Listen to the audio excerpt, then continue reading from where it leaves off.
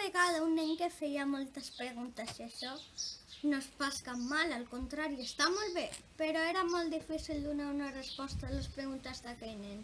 Preguntava, per exemple, per què els calaixos tenen taules?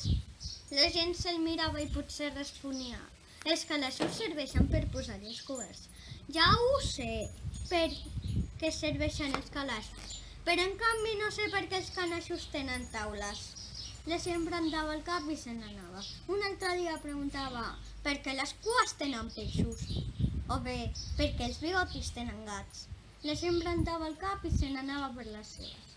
El net, tot creixent, no parava mai de fer preguntes.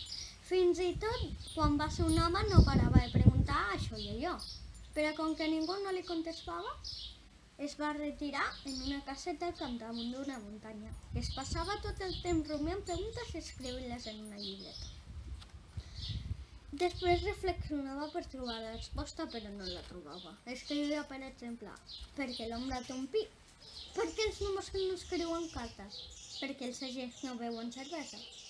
De tant escriure preguntes li venia mal de cap, però ni se n'adonava. També li va créixer la barba, però no se la va tallar. Al contrari, es preguntava per què la barba té una cara. En resum, era un fenomen. Quan va morir un estudiós va fer indagacions i va descobrir que era perquè de menut s'havia acostumat a posar-se els mitjons del revés i ni una sola vegada no havia aconseguit posar-se del dret. I vet aquí perquè no havia pogut aprendre mai a fer les preguntes del dret. Hi ha molta gent que fa com ell.